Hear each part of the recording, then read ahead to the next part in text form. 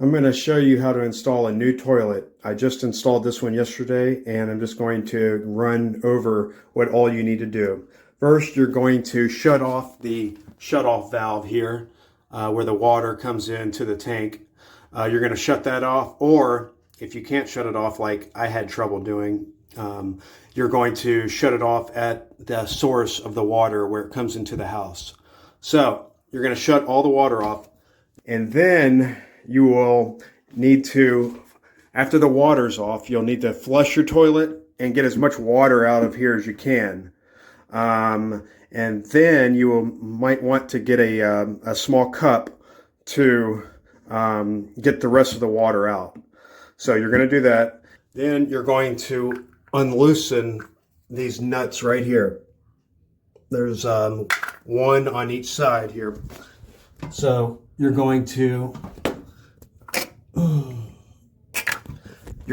unloosen both of those nuts and take the washers and everything off.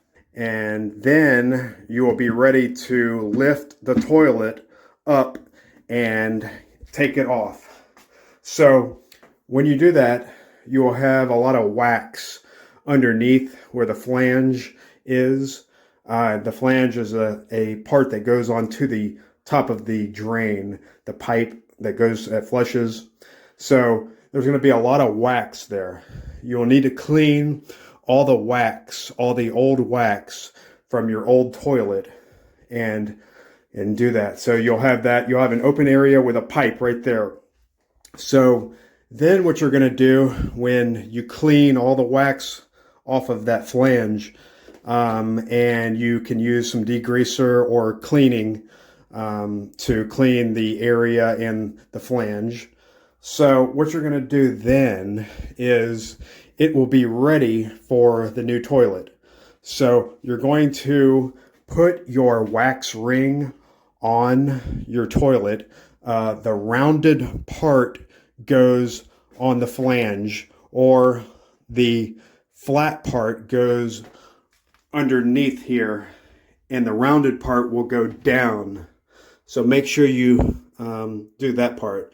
I actually messed up. I saw a video that had the wrong information, so the wax ring looks like a mess under there, but it didn't have any leaks. So anyway, the rounded part goes toward the floor on the flange, and the flat part of the wax ring goes on the hole where the drainage will come and go down into the pipe, to the drain pipe. So make sure you get that.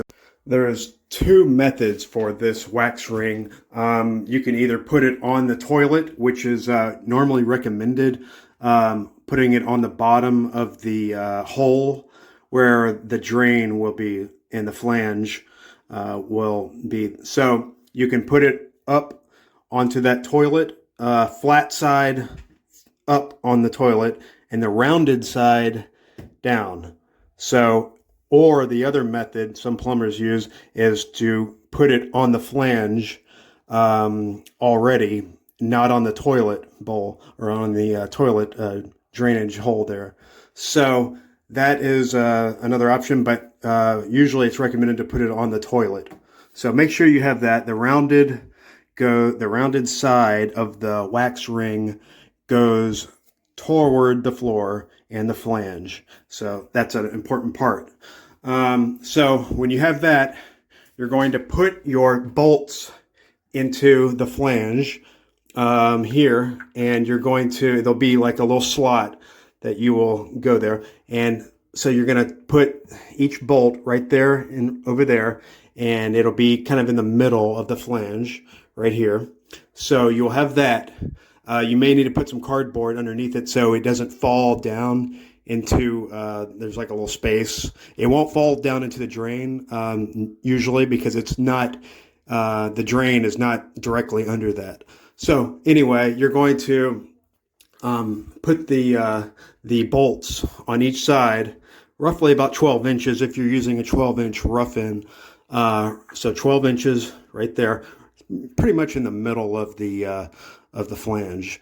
So you're going to do that, and then with your wax ring installed on the bottom of the toilet, you are going to carefully place the toilet and line these holes up. There'll be a slot right here where there's holes.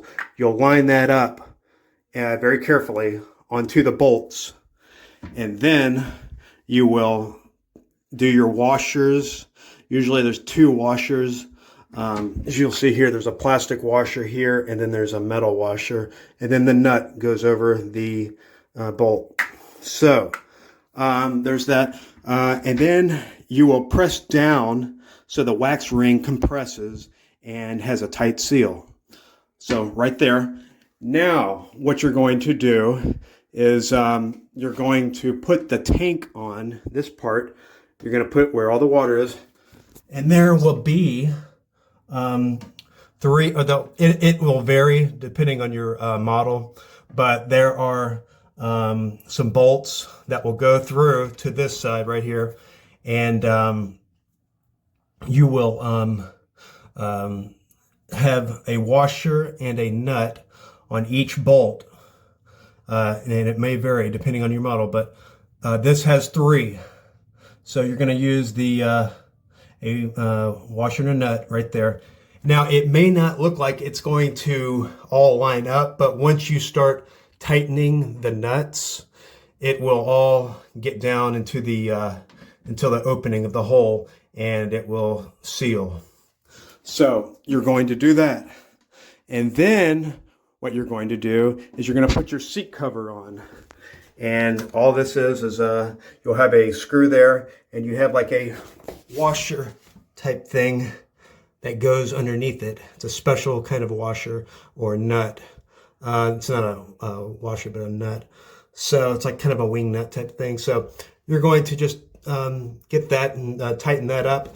And then you're going to come back and put a screwdriver in there and tighten it up while you hold the nut underneath. So, and then you will be all done with your toilet installed. And then you will hook your supply line up right here. This is and what you'll need, this is not completed yet. I've still got to get a piece that goes on there, but this is actually a new piece. I broke the other one off, the lever, the handle, because it was rusted shut and it wouldn't move. So I had to get a new piece. But this is the supply line, and you'll need a 7/8 inch compression right here to connect to the tank, and you will have a 3/8 inch compression connected to the shutoff valve. This is an angle stop. And obviously turn your water back on after this is all completed. And then you will be completed and have a new toilet. So hopefully this was some help.